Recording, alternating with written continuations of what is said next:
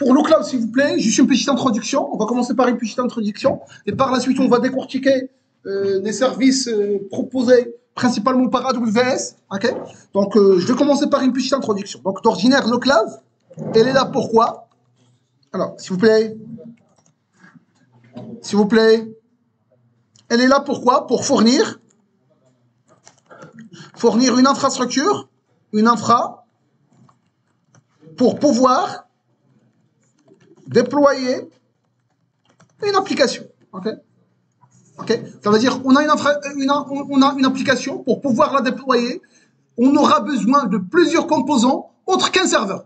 Okay? On aura besoin d'un stockage, on aura besoin d'un load balancer, on a besoin d'un gateway API pour pouvoir, s'il y a plusieurs applications, on aura besoin d'un WAF, d'un firewall, etc., etc. Plusieurs composants sont là avec un petit clic. Okay? Okay? À la différence des manières classiques qu'on avait d'habitude avec OVH, Hostinger, etc. C'est un petit peu différent maintenant. Tu cliques un bouton, automatiquement tu auras le provisioning de votre infrastructure et par la suite tu payes as you go. Ça dépend de la stratégie pour chaque composant. Et chaque composant éventuellement propose plusieurs stratégies de paiement. Okay? Mais bon, éventuellement la partie budget, on va l'étudier par la suite. Mais dans un premier temps, généralement, le logo global c'est le pay as you go. Ça veut dire quoi? Tant que tu consommes, tant que tu payes. Ok? Ok? Ici, le pay as you go. Okay. Alors, c'est différent de l'approche classique, OVH, Hostinger, etc., qui permet un provisioning d'infrastructure, oui, mais c'est un provisioning, tu demandes un serveur, par la suite, tu attends par exemple 5 jours, ils vont vous donner le serveur avec des clés pour pouvoir s'identifier à ce serveur. Mais une fois, à un moment donné, par exemple, il y a énormément de charges sur votre serveur, non, tu dois attendre, tu dois redemander à notre serveur plus grand, 5 jours, et par la suite, etc., etc. Mais le cloud, c'est pas la même logique. Tu peux redire, s'il vous plaît, si ce serveur ça marche pas, tu vas me créer automatiquement d'autres serveurs qui vont un petit peu faire face à la charge. Okay? Mais bon, ça c'est juste une petite introduction. Okay? Maintenant, une fois l'introduction elle est là, on va un petit peu essayer de décortiquer les composants, les services majeurs proposés par principalement AWS. Okay? Donc, les principaux, on va commencer avec le héros proposé par AWS, à savoir ce qui est c'est tout. Elastic Cloud Compute. Ou Compute Cloud, je ne me rappelle pas. L'essentiel de c'est Compute et Cloud. Okay? Ça permet quoi? Ça permet de créer quoi? Un serveur en se basant sur quoi? Sur une image. Alors, il y a plusieurs types d'images, catégories d'images, ok? Mais les images, généralement, on les appelle AMI. AMI, ça veut dire quoi? Amazon. Amazon quoi? Amazon. Image, image. Machine. Manipuler ta star. Ça veut dire, comme c'est le cas pour le cloud classique, s'il vous plaît.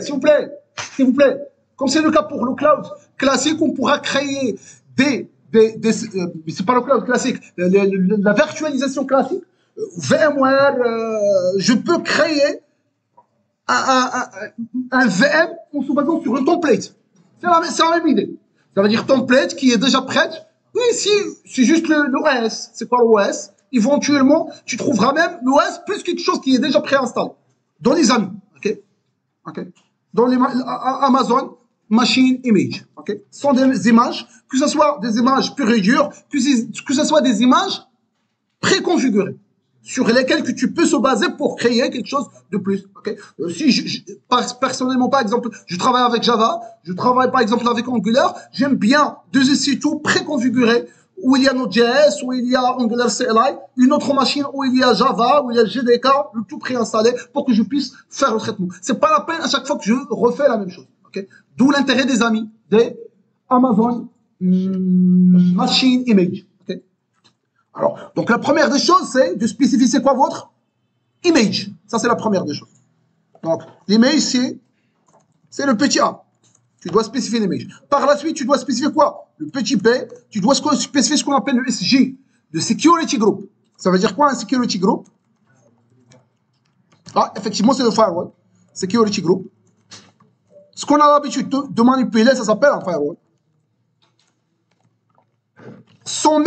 Le même jargon qui va être reproduit ici. Le même jargon, ça veut dire quoi? Ça veut dire le inbound, le outbound et les règles. Les règles pour l'inbound et quelles sont les règles pour outbound? Ça veut dire quoi? Ça veut dire que pour le firewall, ou bien le security group, le SG, il faut configurer deux parties. Il faut configurer l'inbound. Ça veut dire ici le SC2, ok? Et on est depuis l'extérieur.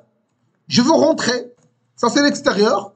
Et je veux rentrer. Quels sont les ports qui sont ouverts? C'est ça la question. Quels sont les ports ouverts pour que je puisse entrer à ma machine? C'est tout.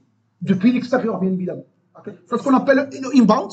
Okay. Bien évidemment, tu dois configurer ce qu'on appelle des rules. Okay. Des règles. Par défaut, il n'y a pas de règles. Ça veut dire quoi? Ça veut dire par défaut, il n'y a pas l'accès à votre machine. Mais généralement, on aura besoin de 2 ou 3, c'est obligatoire. La première rule pour le inbound, on aura besoin de SSH, de 22. On aura besoin de HTTP, ça veut dire quoi? De 80. Et aussi, on aura besoin de HTTPS, c'est le port quoi? 43. Ça marche? Ça marche, s'il vous plaît? Généralement, on aura besoin de ces 3 protocoles généraux. OK? OK? Ça, c'est la première des choses. La même chose, pour l'inbound, il y a le outbound. Le outbound, ça permet de faire quoi? On va faire des rules, mais c'est depuis le sitio vers l'extérieur. Le rule, c'est quoi? Alors, par défaut ici, default, c'est quoi le default ici? Default, il n'y a rien. Pas de règle. Pas de règle. Ça veut dire quoi? Ça veut dire stand deny. Mais ce qu'on va spécifier sont des allows. Mais par défaut, il y a un différence avec le firewall classique. Le firewall, on a le droit de dire deny allow. Et sinon, par défaut, tous les deny, vous n'avez le droit qu'ajouter des allows. C'est tout. Okay. Kind of. Shabab. Ici. Par contre, ici, il y a ce qu'on appelle le outbound. Okay? L'outbound, ça veut dire depuis le SC2 vers l'extérieur. Par défaut, c'est quoi? Par défaut, tu es allow. Il n'y a pas de règle, mais par défaut, vous avez le droit d'accéder. Alors, bon, généralement, on le laisse tranquille aussi. On laisse tranquille. On va voir qu'est-ce qu'on va faire par la suite. Il y a beaucoup de détails ici par rapport à d'autres security groups, d'un autre load balancer, par rapport au gateway qui sera le point d'entrée de notre application, etc., etc. Il y a beaucoup de détails ici, mais bon. Mais dans un premier temps, on va se concentrer. Ça, c'est quoi? Ça, c'est outbound.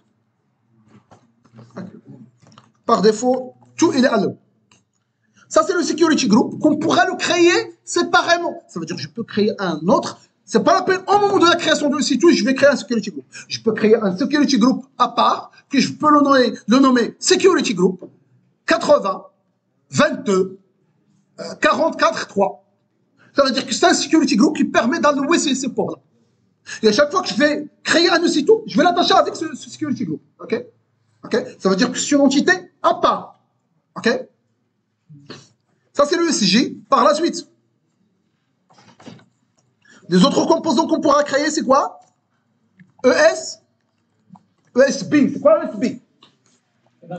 Elastic Storage. EBS, effectivement. EBS. Block Storage.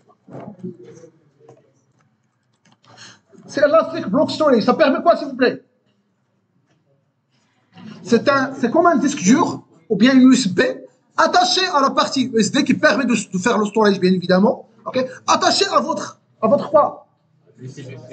Avec votre EC2 qui permet de faire le storage de vos data. Okay? Okay? Par défaut, il y a ce qu'on appelle un USB qui va être créé automatiquement avec votre EC2 qui s'appelle le root. Le root, la caractéristique majeure de root, c'est quoi? C'est qu'une fois que tu deletes le EC2, automatiquement le EBS root va être deleted. D'ailleurs, il y a une petite option qui s'appelle delete on terminate. Ça veut dire une fois que tu termines le EC2, tu deletes aussi le EBS. Okay? Donc, en plus de l'EBS route, tu pourras ajouter d'autres EBS attachés à la même SU2. OK? Donc, EBS, alors on va dire un petit mot. L'EBS, c'est quoi? Ça permet quoi? Faire le storage de notre quoi? De notre EC2. Alors, un petit point, c'est qu'on a quoi? Le EBS, default route, qui est par défaut, ok? Qu'on a dit que défaut, ça veut dire quoi? Reboot, ça veut dire quoi? Delete, on, terminate, ça veut dire une fois que tu termines la machine, il faut supprimer ce EBS, sachant qu'on a la possibilité de faire quoi? D'ajouter plusieurs EBS attachés à la même EC2. À chaque fois que j'aurai besoin de plus d'espace, je vais créer un EBS et je l'attache avec le EC2. J'aurai besoin plus de storage, je fais un autre EBS et je l'attache avec le EC2. Okay? C'est facile, c'est facile. Ça, c'est un EBS network. Généralement, c'est du network. Ça veut dire que c'est pas quelque chose qui est vraiment lié avec le EC2. D'ailleurs, vous ne pouvez pas ajouter tant que EBS si c'est un disque dur attaché. Okay? Mais plutôt, c'est du network. Éventuellement, vous allez remarquer qu'il y a un petit peu de retard pour pouvoir stocker les data, puisque vraiment, c'est du dans le network. Okay? Qu'est-ce qu'on a dit davantage? Rien. C'est tout. Ah oui. D'ordinaire, un EBS, un EC2, il aura plusieurs EBS, mais un EBS ne peut être partagé entre plusieurs EC2. Sinon, on aura un accès concurrentiel à un EBS. Et c'est problématique. On va gérer ça, mais avec un autre service proposé par AWS. Okay? D. Un autre élément clé, autre que le SG, le image, le EBS. Ouais. Le security group. Quoi d'autre? L'ASG. L'ASG, c'est quoi l'ASG? C'est Auto-Scaling Group. Alors, qu'est-ce qu'on a dit par rapport à l'Auto-Scaling Group? Oui, on a dit que, dans un premier temps, je ne vais pas décortiquer, je vais revenir par la suite, mais le Auto-Scaling Group, ça permet quoi? Ça permet de faire la scalabilité quoi? La scalabilité horizontale de notre instance ici tout. Ça veut dire quoi, scalabilité horizontale? Ça veut dire à chaque fois que vous voulez ajouter une autre instance, automatiquement la SJ va le faire. Okay? C'est ce qu'on appelle la scalabilité horizontale. Je vais revenir par la suite. Okay? Donc le SJ, ça permet de faire quoi? Scalabilité quoi? Horizontale. Ça veut dire quoi, scalabilité horizontale? Augmentation de quoi? Est-ce que l'augmentation de RAM, de CPU? Non, ça s'appelle la scalabilité verticale. Ça veut dire que même surtout, au lieu de micro, tu prends large. Ça, c'est la scalabilité verticale. Ça veut dire que tu prends une machine plus puissante. Donc, tu pourras faire face à la montée de charge via cette machine plus grande, plus performante. Okay? Mais à un moment donné, on atteint une limite. On doit passer de la scalabilité verticale vers la scalabilité horizontale. Scalabilité horizontale, ça veut dire quoi? Au lieu d'avoir un seul machine large, j'aurai plusieurs machines larges. Et aussi, je dois gérer ce qu'on appelle là, le load balancing. Je vais revenir. Donc ici, scalabilité horizontale, ça veut dire quoi? Augmenter quoi? Le nombre de quoi? D'instances suite à quoi? Suite à une montée de charge. D'ailleurs, ça, c'est l'une des promesses majeures de AWS. Ça, c'est l'une des promesses majeures de AWS. Vous avez votre application. Tant que ça marche, ça marche. Mais une fois qu'il y a énormément de flux sur votre application sera capable de gérer ce flux via le ASG avec le load balancing. Ça veut dire quoi? Ça veut dire le jour de Noël, il y a beaucoup de demandes. Ok? Je ne dois pas arrêter mon application parce que c'est ici qu'il y a un pic d'achat sur mon site. Donc, au lieu de gérer simplement quelques utilisateurs et bannir les autres, non. Plutôt ce que je vais faire, je vais demander à SG de créer autant d'instances pour faire face à la montée de charge.